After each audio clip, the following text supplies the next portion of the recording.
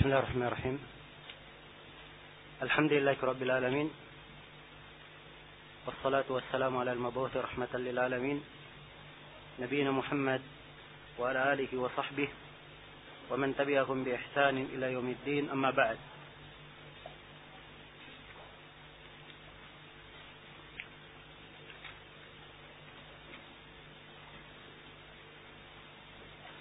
Baik, kita akan mulai membaca kitab Ad-Durarul Bahiyah fil Masail Al-Fiqhiyah karya Al-Imam Asy-Syaukani rahimahullahu taala. Beliau berkata, Bismillahirrahmanirrahim.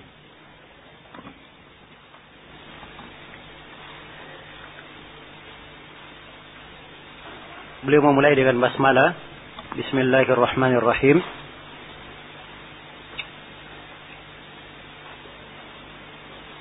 Setelah itu beliau membawakan khutbah pendahuluan. Ya. Di kebanyakan cetakan Ad-Durarul Bahiyah, pendahuluan yang disebutkan adalah sebagai berikut. Kata Syaukani, Ahmadu man amarana bitafaqquhi fid din wa ashkuru man arsyadana ila ittiba'i sayyidil mursalin wa usalli wa usallimu ala rasulil amin wa alihi wat tahirin wa ashabihi al akramin. Kata beliau, Ahmadu man amarana bitafaqquhi fid din. Saya memuji siapa yang memerintah kami untuk tafaqquh dalam agama. Maksudnya saya memuji Allah yang memerintah kami untuk tafaqquh di dalam agama. Dan perintah Allah untuk tafaqquh di dalam agama di ayat yang saya bacakan di pendahuluan, yaitu di surat Taubah ayat 122. Falaula nafara min kulli firqatin minhum ta'ifah liyatafaqahu fid din. Falaula nafara min kulli firqatin minhum. Andai kata nafara bersegera sebagian dari mereka satu kelompok yang mereka bertafaqquh di dalam agama. Mereka bertafaqquh di dalam agama. Kemudian kata beliau, wa ashkuru man arsyadana ila ittiba'il mursalin. Dan saya bersyukur kepada Allah yang memberikan petunjuk kepada kita agar mengikuti jalan pemimpin para rasul, yaitu mengikuti jalan Rasulullah sallallahu alaihi wasallam. Dan perintah Allah untuk mengikuti jalan Rasulullah itu di dalam banyak ayat. Di antaranya firman Allah Subhanahu wa taala, "Wa ma atakumur rasulu fakhuduh wa ma nahakum anhu fantahu." Apa yang dibawa oleh Rasul maka terimalah dia, dan apa yang dilarang oleh Rasul maka hendaknya kalian berhenti darinya. Setelah itu beliau berkata, dan saya bersalawat serta memberi salam kepada Rasul yang amin, yaitu Rasulullah sallallahu alaihi wasallam, dan beliau digelari sebagai Al-Amin, yang terpercaya. Wa alihi wat tahirin, dan untuk alihi, untuk keluarganya. Kata al itu kadang bermakna keluarga, kadang bermakna pengikut. Namun di sini dia bermakna keluarga. Sebab sahabat ada setelahnya disebut wat tahirin, dan orang-orang yang suci. Wa ashabihil akramin, dan para sahabatnya yang mulia. Baik, ini pendahuluan yang di kebanyakan cetakan Ad-Durar Al-Bahiyah. Dan pendahuluan ini kalau kita cocokkan dengan kitab Ad-Durar Al-Mudiyah syarah Imam Asy-Syaukani, dia dari syarah Imam Asy-Syaukani, persis di Ad-Durar Al-Mudiyah. Jadi kelihatannya ini pendahuluan dari Ad-Durar diambil. Adapun di Ad-Durar Al-Bahiyah di manuskripnya yang dengan tulisan tangan Imam Asy-Syaukani, itu yang kita sebutkan di bawahnya. yang saya beri tanda kurung. Itu dari manuskrip.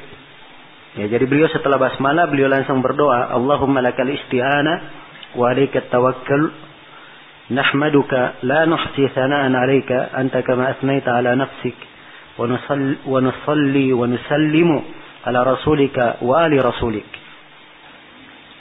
Ya, beliau mulai dengan doa sekaligus pujian kepada Allah. Ya Allah, kepadamulah kami memohon pertolongan dan kepadamulah kami bertawakal. Kami memuji Engkau.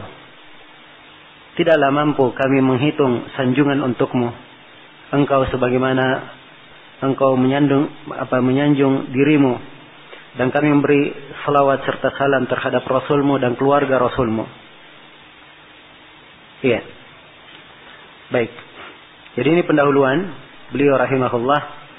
Pendahuluan ini terdapat di dalamnya uslub yang disebut di dalam bahasa Arab sebagai bara'atul istihlal, di mana orang-orang ahli bahasa kalau mereka memulai sebuah tulisan, dia bawakan sebuah pendahuluan. Dari pendahuluan itu mengesankan apa yang akan dia bahas. Tatkala beliau sebutkan segala puji hanya untuk Allah yang memerintah kita untuk tafaqquh dalam agama, sudah terkesan dari sini bahwa beliau akan membahas tentang apa? Tentang fikih. Ya, jelas ya? Nah, dan beliau ketika menyebutkan dan memberi petunjuk kepada kita dan untuk mengikuti jalan Rasul, ya, beliau isyaratkan bahwa fikih itu semuanya harus terkait dengan dalil dari Rasulullah sallallahu alaihi wasallam. Maka ini metode seorang muslim di dalam mengkaji agama. Dia mengambil agama itu dengan dalil-dalilnya. Ya, tidak ada taklid di sini. Tidak ada taklid. Apa itu taklid? Taklid itu ittiba' man laisa bihujjah bila hujjah. Taklid adalah mengikuti orang yang bukan hujjah tanpa hujjah. Ya. Yang merupakan hujjah itu adalah apa yang datang dari Allah dan apa yang datang dari Rasulnya, itulah yang hujjah. Al-Quran dan Sunnah itulah hujjah. Jadi siapa yang mengikuti selain dari Rasulullah, itu artinya dia mengikuti orang yang bukan hujjah. Jelas ya? Orang yang selain Rasulullah, kadang dia ikuti karena dalil yang dia sampaikan, dan ada yang diikuti tanpa dalil. Nah, kalau dia menyampaikan dalil, diikuti karena dalil yang disampaikan, itu tidak ada masalah. Tapi kalau dia ikuti tanpa ada dalil, ikut-ikutan, inilah yang disebut dengan nama taklid. Jelas ya? Dan beragama ini semuanya dengan adillah, dengan dalil. Itulah jalannya para a'immah. Jalan Abu Hanifah, Malik, Syafi'i, Ahmad bin Hanbal, dan selainnya dari para imam Islam. Mereka semuanya berpegang dengan dalil. Sehingga keluarlah ucapan-ucapan mereka yang sangat indah, di antaranya, ya, kullun yu'khadu min qawlihi wa yurad illa sahiba hadal qabr. Semuanya diambil dari ucapannya dan ditolak kecuali penghuni kubur ini, yaitu ditunjuk kepada kuburan Rasulullah sallallahu alaihi wasallam. Ya, dan di antara ucapan mereka, idza sahhal hadits fa huwa madhhabi. Apabila hadits telah sahih, itu adalah madhabku. Jadi kalau siapa yang membangun sebuah pendapat dengan hadits yang sahih, maka itu adalah madhab para imam. Dan di antara mereka ada yang berkata, jangan kalian ambil dari ucapan fulan, dan jangan pula dari fulan dan fulan, disebutkan nama-nama. Tapi ambillah dari mana kami mengambil. Perintah dari mana kami mengambil. Semuanya mengambil dari mana? Dari Al-Quran dan Sunnah Rasulullah sallallahu alaihi wasallam. Maka demikianlah seorang yang tafaqquh di dalam agama. Seorang yang mempelajari agama, dia mempelajari dengan dalil-dalilnya. Maka apa yang disebutkan oleh Imam Syaukani, ya, di sini beliau sama dengan ulama yang lainnya. Harus ada dalil yang mendukung apa yang disebutkan. Kalau ada dalilnya maka diterima, tiada dalilnya maka ditolak. Karena itulah apa yang beliau sebutkan, insyaallah taala kita akan terangkan dalil-dalilnya. Iya. Beliau memulai, kata beliau, Kitab At-Taharah. Kitab At-Taharah. Iya. At-Taharah secara bahasa adalah an-nadhafa wan nazahah. Kebersihan dan kesucian. Secara bahasa. Dan secara istilah, tahara itu terbagi dua. Ada tahara ma'nawiyah dan ada tahara hissiyah. Ada tahara ma'nawiyah dan ada tahara hissiyah. Tahara ma'nawiyah artinya tahara yang berkaitan dengan jiwa, berkaitan dengan hati. Dan ini sebenarnya akar seluruh tahara. Ya, sebab tahara hissiyah yang berkaitan dengan jasad itu karena untuk mensucikan apa yang ada di dalam hati. Tahara hissiyah ini seperti membersihkan hati dari kesyirikan, membersihkan hati dari hasad, dari kemunafikan, dari dengki, dari riya, dan selainnya dari hal-hal yang mengotori hati. Dan pembahasan tahara hissiyah ini pembahasannya di dalam buku-buku tauhid, di dalam buku-buku akhlak, di dalam buku-buku adab, ya. Adapun tahara yang dimaksud di dalam fikih itu adalah tahara yang kedua. Tahara hissiyah berkaitan dengan apa? Dengan tubuh. Iya. Ini yang didefinisikan oleh ahli fikih. Jadi kalau kita lihat para ahli fikih mengatakan yang dimaksud dengan tahara adalah ini, berarti tahara mana yang mereka inginkan? Manawi atau hissiyah? Tahara hissiyah. Adapun tahara hissiyah definisinya di kalangan ahli fikih, tentunya definisi itu, ya, dan ini saya berikan pijakan di dalam menyaring ilmu agama. Ya, ilmu itu banyak sekali, ya kan? Seorang hendaknya memilih yang terbaiknya.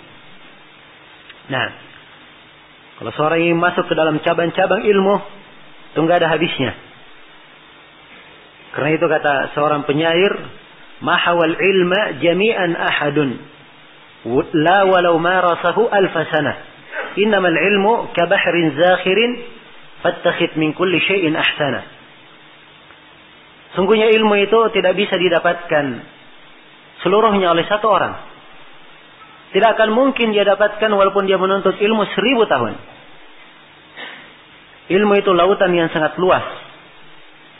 Nah, karena itulah ambillah dari setiap ilmu itu yang paling indahnya. Karena itu akar pembahasan dalam ilmu yang perlu diperhatikan dalam pembahasan apa saja, 4 hal yang harus tumpukan perhatian di situ. Yang pertama di dalam definisi, ta'rifat. Ketika dijelaskan ilmu, lihat definisi setiap bidang. Itu yang diperhatikan dan dicermati. Apa definisinya, apa maknanya. Kemudian yang kedua, yang diperhatikan adalah qawaid dan dhawabitnya.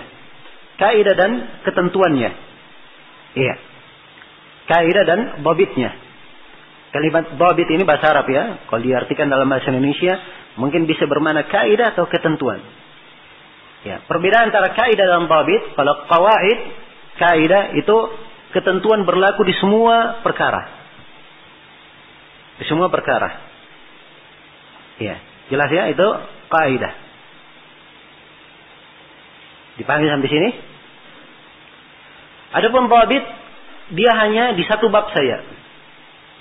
Misalnya hanya di bab muamalah saja dipakai. Ya. Di bab muamalah saja dipakai. Bahkan kadang ada di bab riba saja dipakai. Ya. Kadang di bab riba saja dipakai. Jelas ya? Ada yang kaidah umum dia.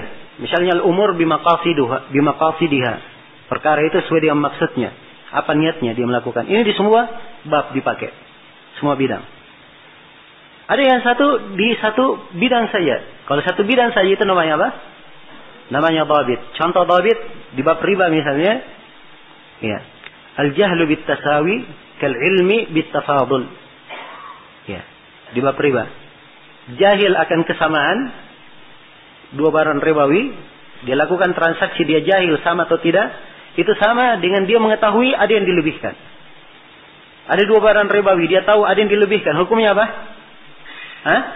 Hukumnya riba. Kan begitu? Iya. Demikian pula kalau dia tidak tahu dua barang ribawi ini tidak sama atau tidak, dia jahil tentang itu, sama juga hukumnya. Dianggap riba juga.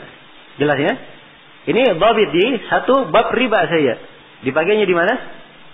Di bab riba. Iya. Maka ini perlu diperhatikan. Dan ini kita akan terangkan insyaallah taala ketentuan-ketentuan, sebagian dari ketentuan. Jelas ya? Baik. Kemudian yang kedua, yang ketiga yang perlu diperhatikan, iya, adalah al-furuq, perbedaan-perbedaan.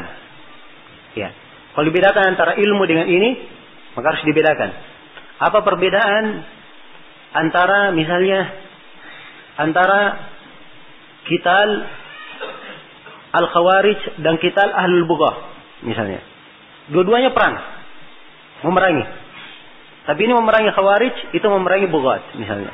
Apa perbedaannya? Atau apa perbedaan antara khawarij dan bughatnya? Apa perbedaannya? Ini kan furuk, harus dibedakan. Ya.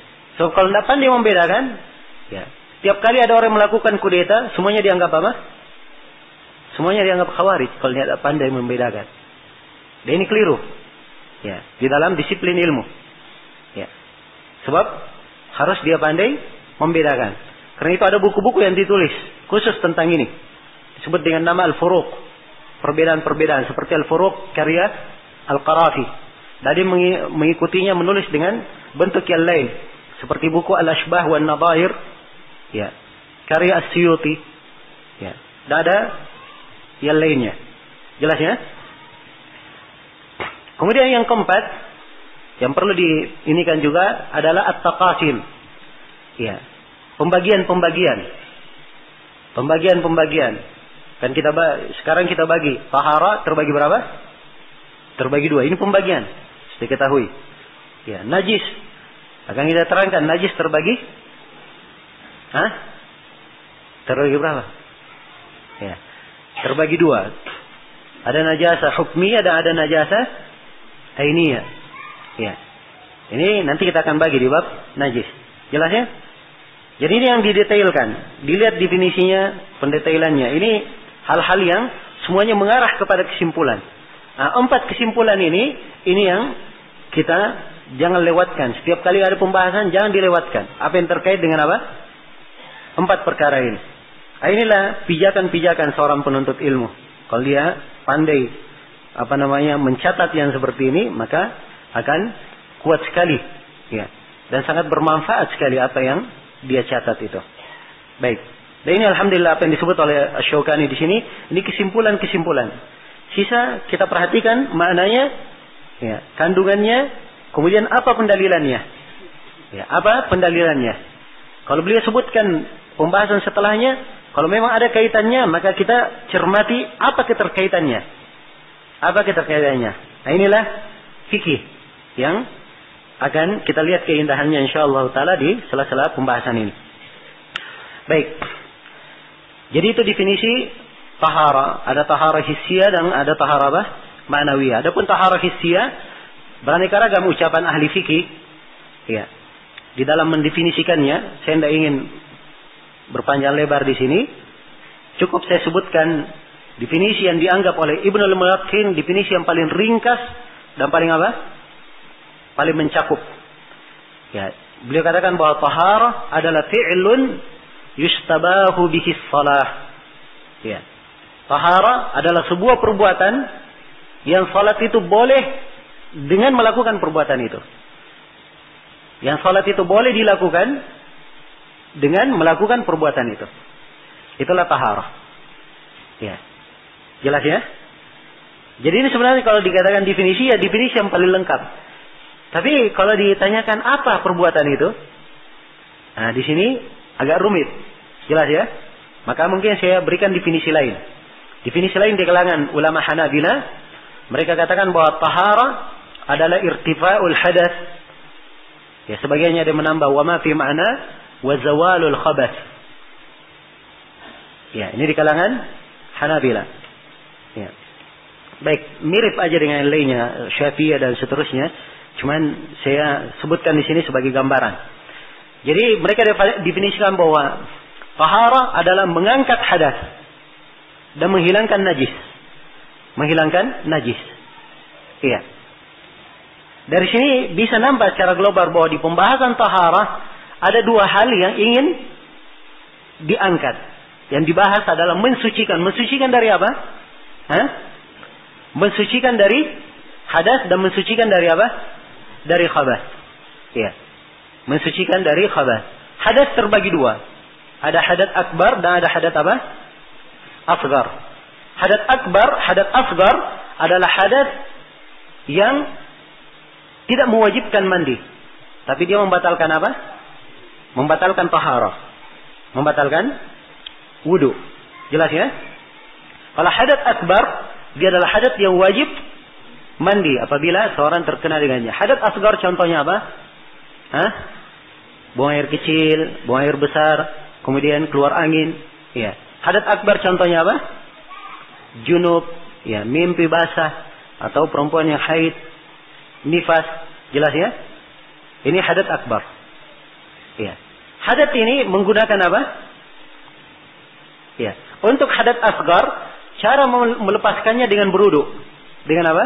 Berudu. Ya. Untuk hadas akbar, cara melepaskannya, mensucikannya dengan apa? Dengan mandi. Wudu dan mandi dengan apa? Dengan menggunakan air. Ya. Apabila air tidak ada, apa yang dipakai? Ya. Ada yang dipakai adalah tanah. Dan itulah pembahasan tayamum. Jadi secara global ini yang dibahas di dalam apa? Taharah. Ini sudut yang pertama, menghilangkan hadas. Yang mengangkat hadas. Yang kedua adalah menghilangkan najis. Menghilangkan najis. Karena itu di dalam taharah akan dibahas bagaimana ya tentang air itu. Dimulai dulu dari air. Sebab air adalah pokok yang dipakai apa? Bertaharah. Kemudian dibahas tentang, kadang ada yang membahas tentang bejana. Ya. Walaupun sebenarnya pembahasan bejana ini, ya afdalnya diletakkan di pembahasan apa? Di pembahasan tentang makanan. Afdalnya di situ diletakkan. Karena itu Imam Syaukani tidak ada di sini bejana. Ya. Yang memakai bejana itu biasanya itu di madhab Syafi'iyah.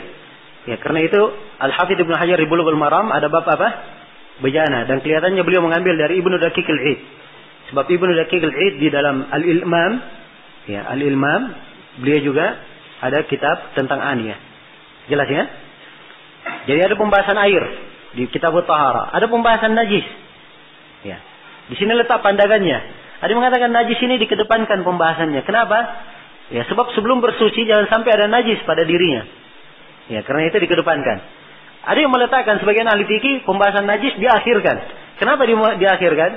Sebab setelah tahu semua taharah, maka harus tahu apa-apa yang najis supaya jangan ya ternajis setelah apa? Bersuci. Ya, jelas ya? Maka ini dari sisi-sisi kenapa mereka meletakkan.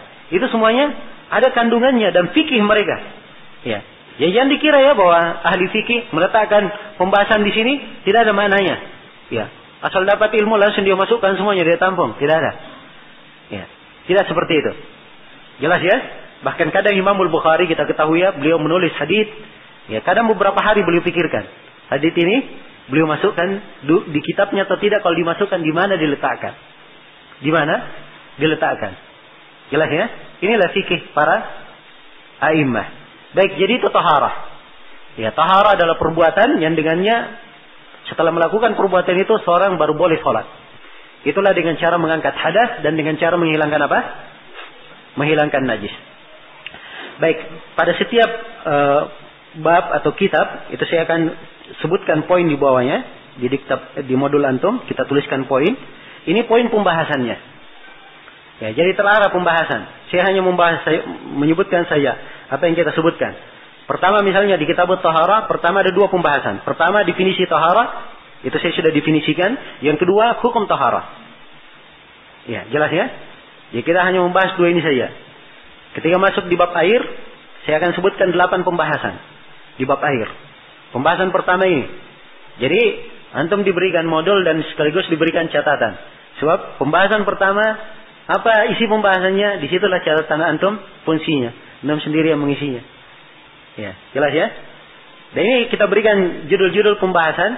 Kalau antum semuanya sudah pahami jawabannya, apa yang diisi di pembahasan itu, maka insyaallah taala sudah tercukupi apa yang diinginkan dari pembahasan itu.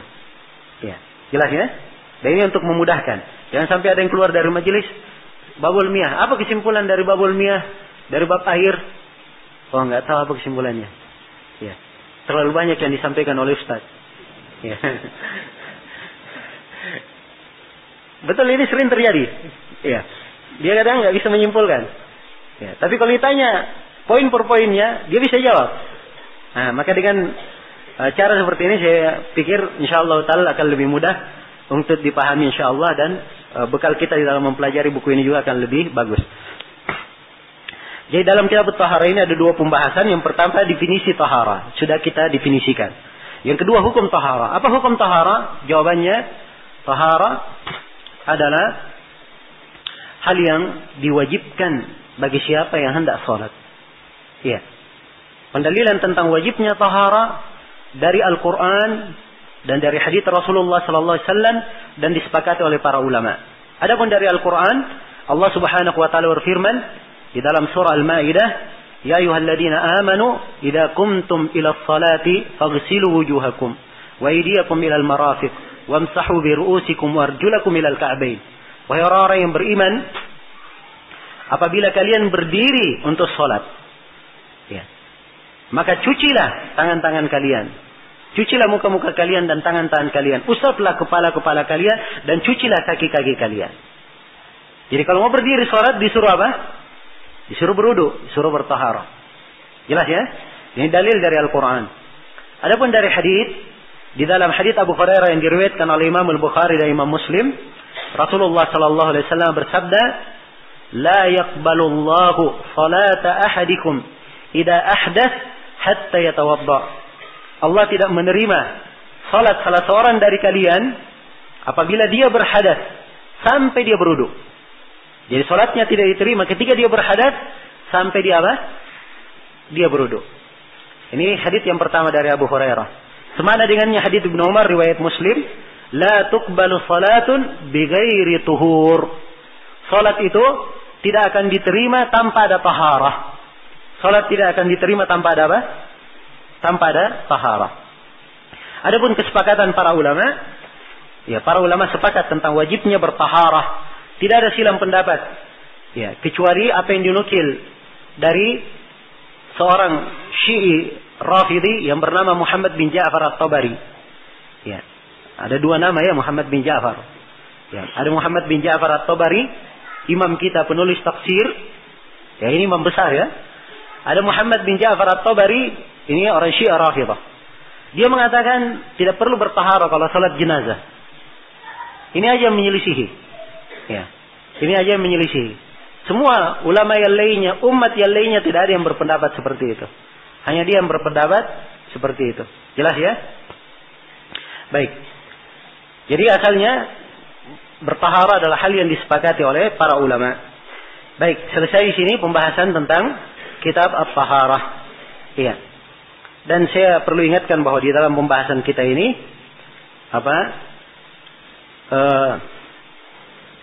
saya tidak akan banyak menguraikan dalil semampu mungkin. Kalau misalnya dalam satu masalah, di dalam satu masalah misalnya 10 dalilnya, saya hanya menerangkan 1 atau 2 dalil. Ya, kalau saya sebutkan lebih daripada itu artinya dalil yang saya sebutkan setelahnya ada kaitannya di dalam pembahasan. Ada kaitannya di dalam apa? Pembahasan. Jadi ini metode kita di dalam menerangkan buku ini. Ya, jelas ya? Baik. Waktunya sudah habis. Ya. Insyaallah taala setelah asar kita akan melanjutkan pembahasan.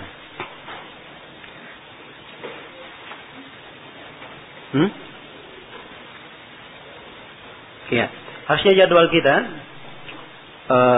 pembahasan insyaallah mulai besok itu sudah maksimal. Dari pagi pada subuh, kemudian sebelum duhur seperti tadi, kemudian pada asar sampai maghrib, kemudian pada maghrib. Ya. Saya tidak tahu antum kalau mau tanya jawab, ya boleh saja. Cuma waktunya, kalau kita ambil waktu pada maghrib, itu akan memakan waktu apa? Waktu materi. Kalau antum tidak capek pada isya, kita lanjut tanya jawab, nggak apa-apa. Ya. Nanti kita lanjut pada isya sedikit, ya untuk tanya jawab. Nah, jelas ya? Sebab ini padat satu hari penuh semuanya doroh. Ya mudah-mudahan Ya Allah memudahkan semua urusan. Ya. Baik, untuk sementara kita cukupkan sampai sini. Subhanakallahumma bihamdik, asyhadu an la ilaha illa anta, astaghfiruka wa atubu ilaik, walhamdulillahirabbil alamin.